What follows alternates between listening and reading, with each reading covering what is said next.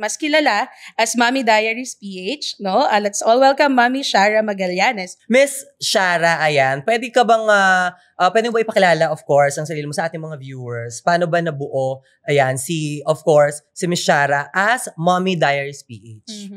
So, hello po, ako po si Shara Magallanes of Mommy Diaries PH. So, yung platforms ko po, they're named as Mommy Diaries PH. So, yun talaga yung branding ko. And whenever we go out, hindi ako tinatawag na Mommy Shara. Mommy Diaries talaga. Uy, si Mommy Diaries, ganyan po. And I'm a mom of 2 kids. And I'm a wife who's happily married for more than 10 years. Like, kaka-10th year lang pala namin this year. And yeah, I do content creation.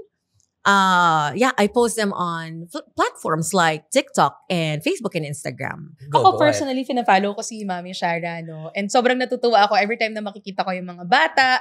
And then, so, Olivia pa lang noon, yung firstborn mo. And then, yung mga kulitan yung mag-asawa. So, talagang relatable ka sa napakaraming mga mommies. So, nakakatawa and nakaka-inspire din talaga kasi ang gaganda ng mga parenting tips and then may mga pasulpot-sulpot din na related to financial. Yes. At yung maganda doon, kahit na mommy na, of course, pumasok pa rin sa pagko-content kasi alam naman natin ngayon, lalo na sa generation natin, halos lahat basta may cellphone, may internet, pwede kang pumasok sa content creation. True. But I just wanna know, paano ba kayo napasok sa pagiging content creator? Kasi balita ko, before kayo maging content creator, ay nasa field kayo ng, iba't ibang field talaga. Like nag-airport din ba kayo? Tama ba? At office girl din kayo. Business din. Yan. Tell us about it. Paano po kayo pumasok sa pagiging content creator? That is correct po. So before I started content creation, when I graduated, excited ako kasi 19 years old ako graduate. Nasa lista ako. So,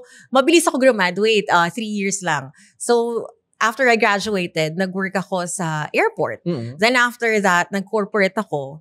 And after that, nagpalengke kami. Kasi my husband's family, may negosyo sila sa palengke. So, sabi namin, try natin. Kami na yung magbabantay nun.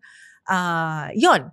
And then, when I got pregnant, actually, when I became a mommy na, I got pregnant 2015, gave birth 2016, tapos 2017, sabi ko, ba't hindi ako mag-create ng blog? So, this was a website pa ha? Hindi pa video. Hindi pa uso yung video noon. So, as in talaga yung blog talaga. Blog talaga, as in type. Kasi ngayon, vlog na talaga. More video, ganyan. So mga OG pala to OG vloggers. Yun, kasi po, the reason why, because I just wanted to record my motherhood journey. Kasi before po na maging nanay ako, hindi ko talaga alam yung purpose ko in life. So, alam mo yun, parang may existential crisis. No, not really. Pero hindi ko talaga alam yung purpose ko. Na gusto kong malaman, syempre, you wanted to know kung ano yung gusto mong, yung kaya mong maibigay sa mundo. So, when I became a mom, dun ko na-realize, I felt like I was needed. I was fulfilled. Nararamdaman ko na yung sense of fulfillment. You know, it was really a huge turnaround sa buhay ko. And then, sabi ko, gusto kong makita yung paglaki ng anak ko. So, I think, I was thinking before na hindi enough yung Facebook, yung pag-share-share sa Facebook lang. Kasi parang maiksi eh. Parang limited lang. Or sabi ko, paano pag mawala yung page or something. So, nag-blog ako. So, I was really sharing my stories there. Now, come 2018 ata or 2019, sabi ng husband ko, doon na umuusbong yung vlogging. So, yung mga OG niyan, sa YouTube nagsimula. Pero ako hindi ko gamay yung YouTube. So, I posted on Facebook. Doon lang ako nagsimula. I was recording, yun nga, yung motherhood journey ko pa rin. Until it became an economic generator for my family. Actually, compared to other content creators, nakita ko meron din silang ang bilis umangat eh. So sabi ko, yun yung struggle ng iba eh, diba? There was a point na I asked, kasi I started vlogging 2019 ata or 2018 sa Facebook. So there was a point na I asked, bakit parang ang bagal ko umangat?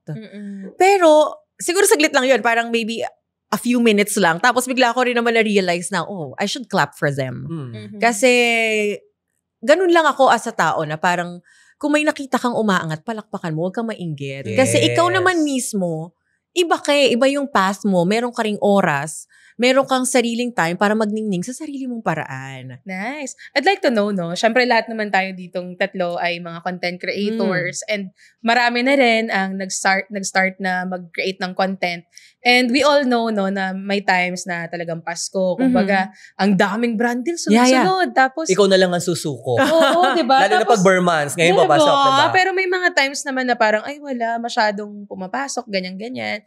O kaya, kapag hindi ka ganun ka-motivated when it comes to creating content, especially videos. Kasi for us moms, diba, ang hirap talagang isingit yung editing and then yung pag-iisip.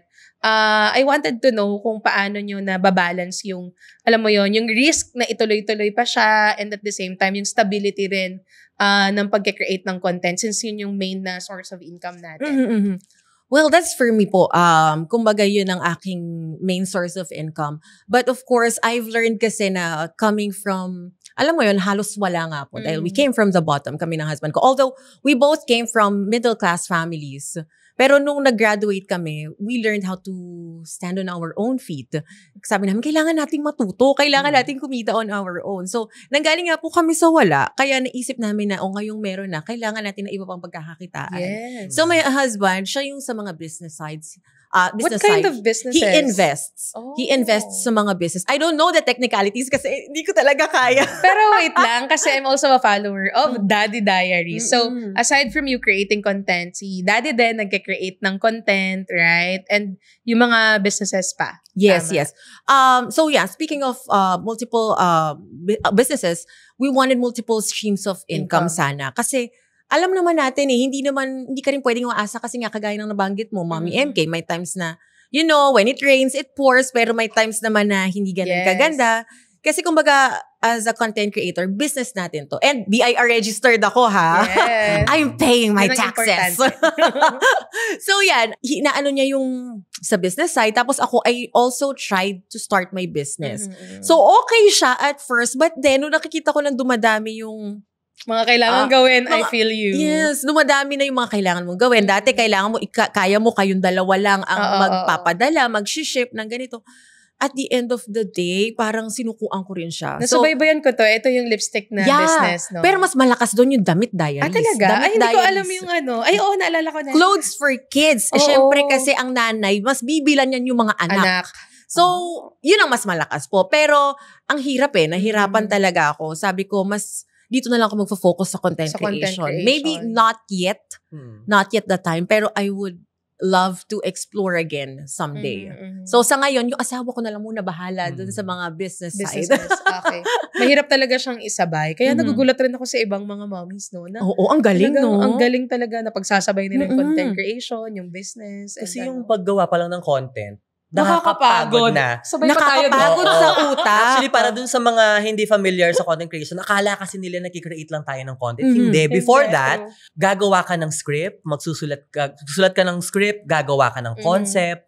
Aside from that, meron ka pang mga ka-banter ng mga kliyente. Minsan, umaabot sa point na sinulat mo yung buong script pagdating sa kanila. Revise. Sorry, we need to revise. O kaya bigyan mo akong other options. Yes, right. After pag na-approve siya, hindi pa matatapos doon. Magsushoot ka pa. 'Di ba? Kaya ngayon, napapansin ko nga sa ibang content creators, hindi na lang sila yung gumagawa ng sarili.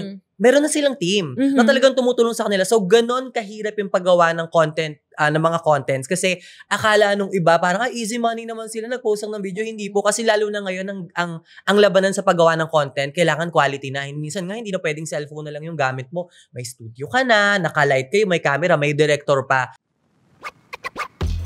Nabitin ka ba? Para sa iba pang praktikal at diskarte finance tips, follow and subscribe sa Para-Paraan with Salmon on YouTube, Spotify, and other socials.